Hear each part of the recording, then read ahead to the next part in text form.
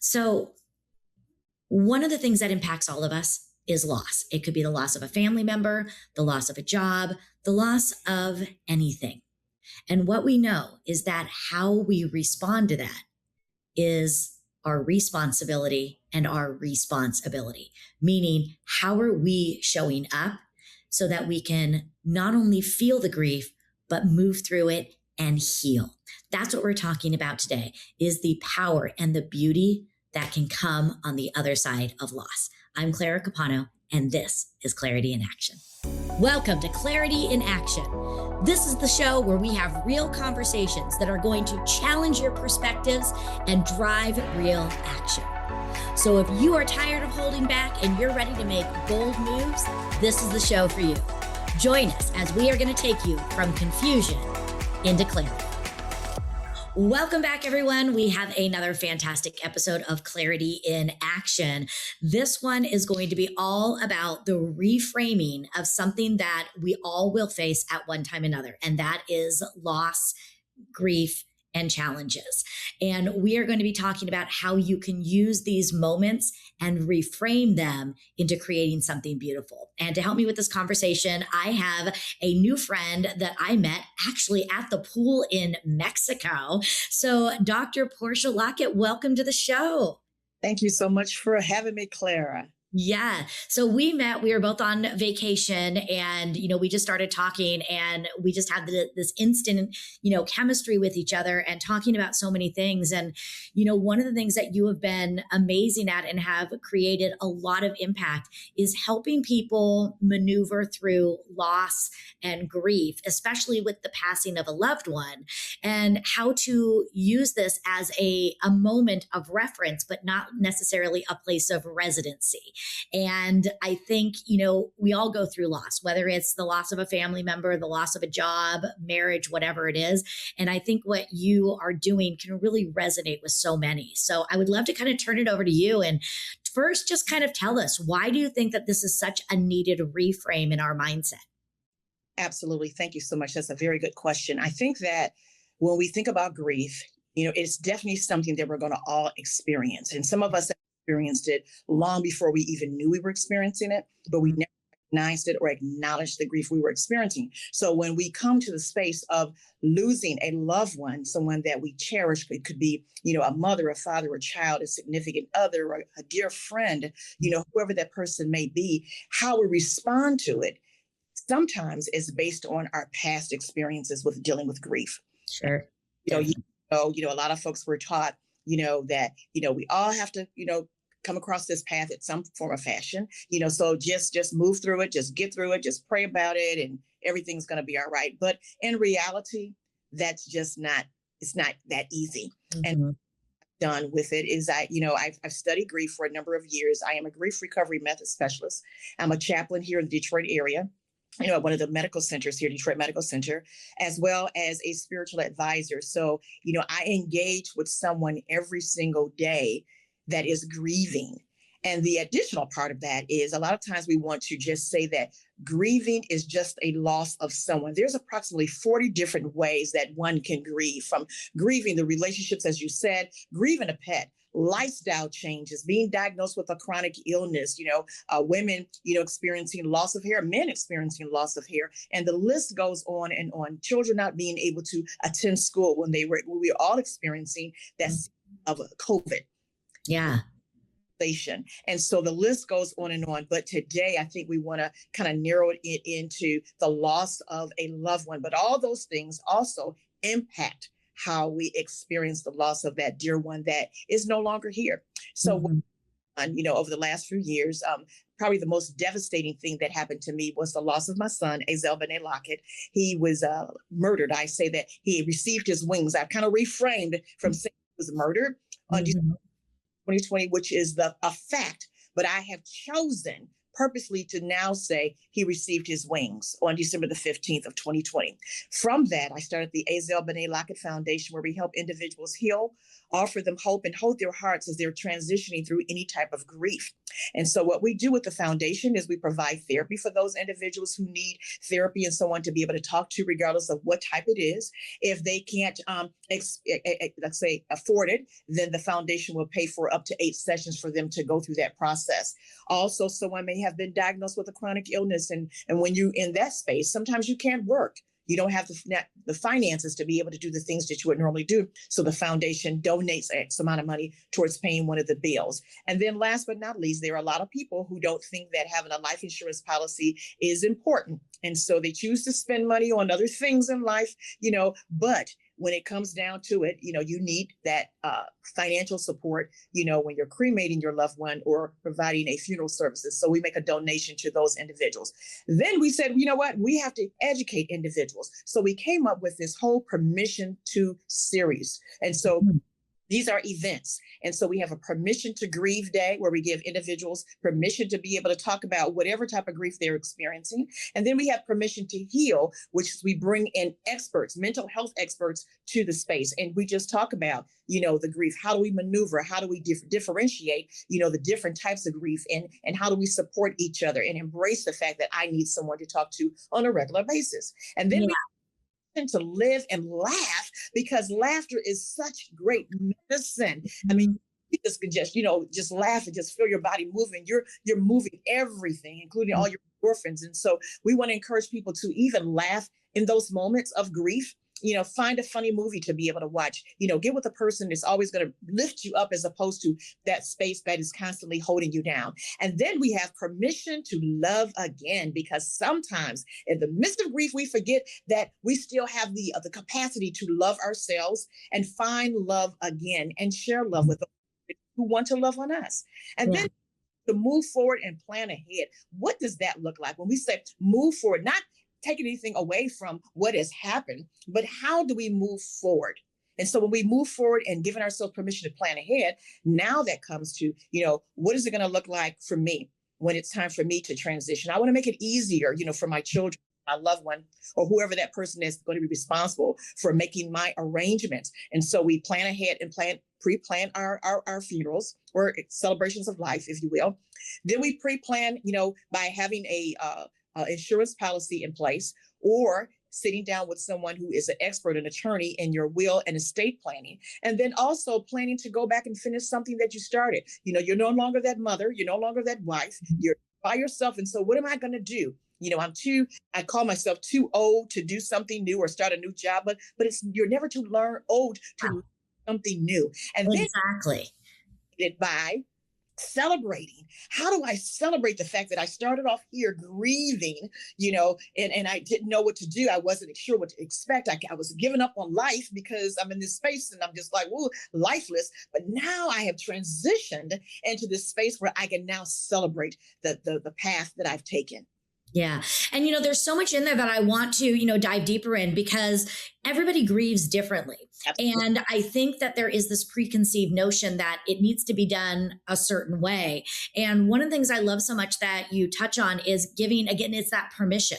It is the permission to grieve, but then also the permission to heal. And one of the things that was shared with me is that it's not just our responsibility, it's our responsibility, meaning how we respond to it. And part of grieving is the other side, which is healing. But I would love to hear from an expert like yourself. Without the healing part, how can holding on to that grief impact us from other areas in our life? It's not that you don't forget. It's not that you love your son any less than before, but that healing, you have to be able to move forward. So what is sort of the cost of not healing? It can definitely affect your health. Mm-hmm. Find yourself in that deep, dark space where you're just holding on. And when you're in that depressed state of mind, sometimes it impacts the way we sleep. It impacts the way we move. It impacts the way we interact with individuals. It impacts our work, our mobility, all the things that we do in terms of our lifestyles. It will change if we don't make a conscious choice to try to move forward. And everybody's pace is going to be completely different. conversation with someone earlier today, and I said, I started the foundation, to honor my son. She said, well, I lost my son too. But her response was, but at least you have two more sons. So there are certain things you just say because, even though I have two more sons, it still hurts the fact that I don't have that son. Sure. They cannot replace. No one can ever replace the relationship or the being of Azel in my life, period. Mm-hmm. Yeah. Sometimes people will say the wrong thing, and say, well, you can get over it. You're still young. You can get married again, or you lost a child. You can have a child, or you lost your job. You can move forward. But everyone has to move in their space at their own time. And then realizing that if I don't move forward, if I don't get the help, I can stay in this space of just being stuck, which is going to impact me for the rest of my life. Yeah. How do you think, what do you think are some of the items? I would imagine that for a lot of people, they hang on to the grief out of guilt, that they feel that if they heal, they didn't love that person hard enough, or that they're a bad person for moving on. I saw it a lot after the passing of my father. My parents were together for 62 years. There was no more amazing couple and love story than the two of them. And my mom misses my dad every day. But, it was a 10-year journey, and she was able to say her goodbyes. And sometimes when people, ask her how she's doing, she sometimes is hesitant to be like, it's okay. I'm moving forward because of how they'll judge her or think of her. Yeah, it does not take anything away from the relationship or how you felt about that person. That person is going to always be with you in some form of fashion. Their spirit. And I have this African proverb that says, as long as we continue to call out our loved ones' names and the blood runs through our veins, their spirits will remain alive. And so everyone has a different way of dealing in the spirit realm as well. And so when we just allow ourselves just to breathe and just say, you know what, I think this person would want me to move forward. I think this person would still want me to have a significant other. I think this person would want me to live my life to the fullest. But again, it takes time. So what are steps that we can take in order to move forward? So I created a 52 card deck called the Healing Cards. And one of the things it says, just take a step, one step at a time, day by day. The first step may be just, getting to the point where I'm able to return phone calls, emails, text messages. That's all you do.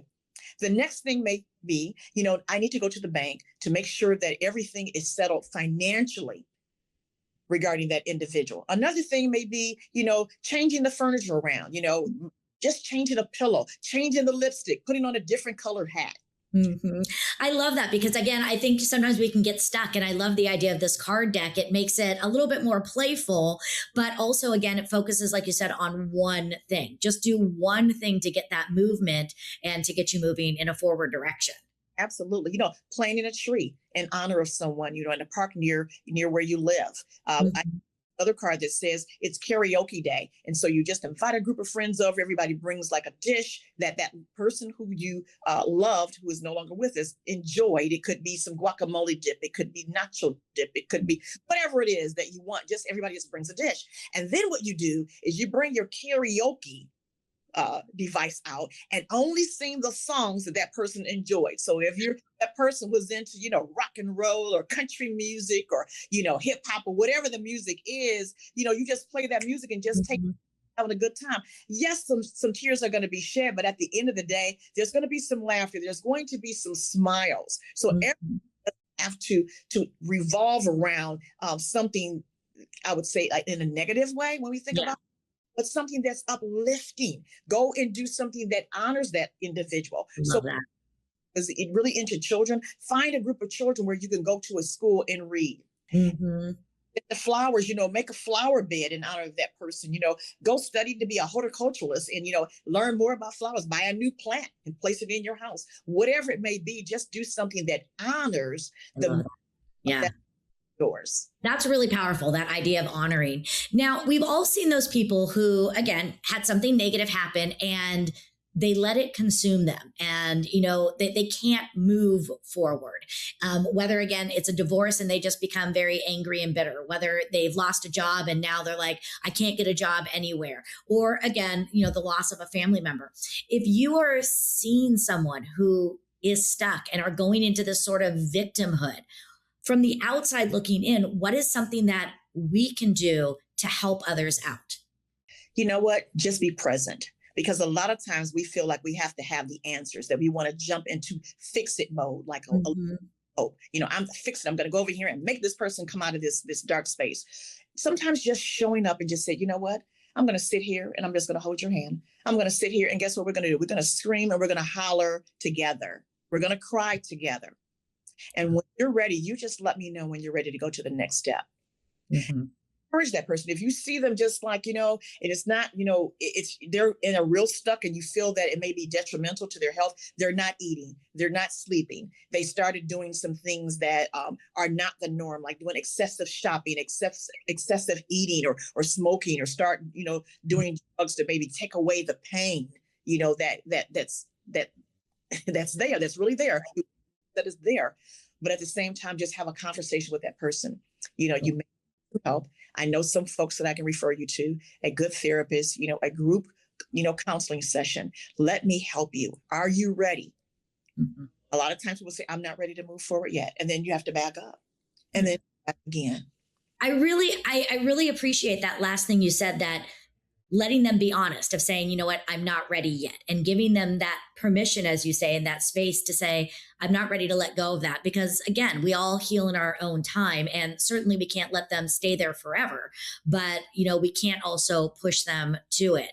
Now, I do want to talk about support, because we have to be cautious when we talk with people unless we are an expert in that field. But it's easy to say, oh, go find a support group, but I would imagine that sometimes those may not work. So what would be either some red flags or something people should look for in a support group to say this is one that could work, or if it's not working, to not go into it? Does that make sense? Like, to kind of look at what are some of the things that make a good support group? A place where you feel safe. Mhm. That's the most important thing, where you feel safe and you can be vulnerable. Yeah, that's really good. Very true. Yeah, Okay? not having that judgment. Absolutely. This is a safe, non-judgmental zone. And Mhm. clear. And you feel that when you walk in. So, it could be 5 people, it could be 30 people. There are a lot of churches that are now starting the grief support groups they call Grief Share. Then there's other organizations who have grief recovery methods where it's like done in groups. And so whatever that person feels is the most comfortable, maybe it's just a one-on-one. Maybe it's a family setting, because everybody in the family, we lost, let's just say, the grandmother, and we all have that in common, and we're just all struggling because it was the backbone of the family. She was the matriarch and she raised us all. But so what do we do now? Because she's that person to everyone. So do we do it collectively? Do we do it individually? Every situation is different, but give yourself permission to do some research. Yeah. And let's say, for example, you want to start off with a one-on-one therapy session. Just because you start with that person doesn't mean you have to finish, because sometimes a therapist can only take you so far on your journey. Mhm. You have to find someone else. But I would always tell people to interview your therapist, interview that group as if you're hiring them to help you. And if you feel comfortable, if you feel safe, if you feel like this is someone you can relate to, stick with that person. If not, then move on to the next person. Yeah. It's thank you, next. Yeah, I have another question. We talked about the idea of staying stuck and not giving ourselves permission to grow, but I also find people who don't grieve. They shove it down. What are some of the negative things that can happen if you don't acknowledge and don't allow yourself to grieve? Because you can't heal until you grieve. Absolutely. Yeah, you got to feel it to be able to heal. Mhm. And so, and again, everyone grieves differently. I'll use myself as a great example. When my father passed away, because I had gone through the anticipatory grief, I knew it was coming to an end. So when it actually happened, I wasn't in shock. I felt a little relieved, because Mm. I'm no longer going to live the quality life that he was accustomed to. Yeah. Same thing with my mother. She was at the hospital with him every single day. And so I was feeling like, wow, my mother gets a chance to breathe now. She doesn't have to have this ritual of being there for her husband every single day, even after the doctors have said there's nothing else that we can do. So we were just kind of like in wait mode, anticipating. It's the same way with, those people who experience, Alzheimer's or dementia. That anticipatory. I lost that person. They're still here in the physical, but the person that they used to be, the relationship is no longer there. The person Mhm. talk to and laugh with and speak with and get great advice, they're no longer there. And so it may be a space where you just say to yourself, you know what? I'm going to accept the fact that that person is no longer going to be here in the physical. And so when it happens, sometimes acceptance is more acceptable. Yeah, so true. And my father went through dementia. And that's exactly how it was. When I would look at him again, he was there physically, but it wasn't my dad. And I knew that he wouldn't want us to be grieving for him this way. And I love what you said earlier about the honoring of them and doing things to honor them, because we really should be celebrating. Yes, it's sad, and yes, we miss them, but we really should be celebrating. So I would love to ask you, you talked a lot about, the creating the foundation, but what are some other things that you do to celebrate your son who has passed? Yeah. So every year I take a trip, because the year he passed in 2020, he said, Mom, your birthday is in December, and it always gets caught up right in the middle of the holidays, and you really never do anything to celebrate yourself. He said, so this year I'm going to send you on a trip. And so the day that he passed was the day before I was going to go on a trip to the Dominican, right? So every year now, right around my birthday, I plan a trip to go somewhere warm, because that's my desire, to be somewhere warm. For me, the sunshine, being in that space, is healing for me. Mm-hmm. I honor him and I honor myself by taking myself, on a trip. As you mentioned, that's what we were doing, we were in Mexico. One year I took myself on a Me, Myself, and God cruise. I didn't tell anybody that I was going, because I really wanted to just to be by myself, and kind of explore some things that I was going to do to not only honor myself, but to be able to help other people who were, traveling on that same path. Yeah. Recovery method specialist, I often have one-on-one sessions with individuals and talking with them about how do we honor our loved ones that are no longer here. So I do a lot of things, as I mentioned, with the foundation. And then I also write for the Michigan Chronicle. Every month I write an article on grief. And so as I'm writing, I'm always thinking about him. I'm always honoring, what would he want me to say, about this grieving journey, and also helping people to understand, again, that grieving is not just the loss of a loved. I did a session a couple of weeks ago, and it was just speaking directly to seniors that were 65 and talking about focusing on grieving as a senior, because it's a little bit different than when you're a teenager or when you're, middle age. I'm that, my independence may be gone. I'm grieving the loss of, an estranged relationship sometimes with my children, because they want to be the boss of me, and I don't want them to be the boss of me anymore.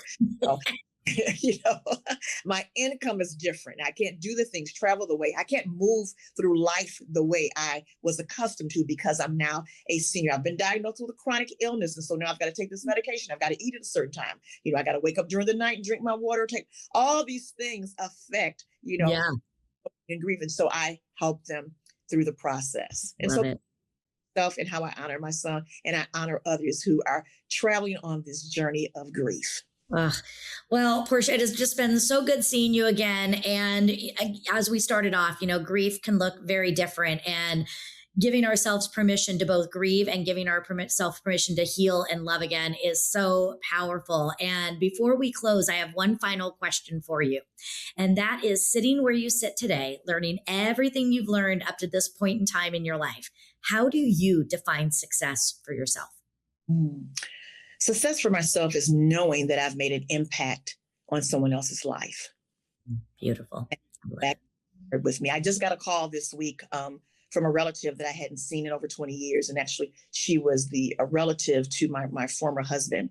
And she said, when I was a young girl, she said, I remember how you talked to me, how you treated me, how you made me feel. And she says, and I never expressed that to you. And so I just found your number. I found your son, on social media. And I wanted to call you and tell you personally, thank you, and share with you how you influenced me to be the woman that I am today, and how you impacted my life. And for me, that success has nothing to do with money. Yeah, beautiful. Well, Portia, thank you again. It was such a gift meeting you, talking with you, celebrating your birthday with you in Mexico, and being able to see you here again. You are doing amazing things, and I know that you will continue to do that on your path to not only heal yourself, but help others. So thank you for being with us today. Truly a pleasure.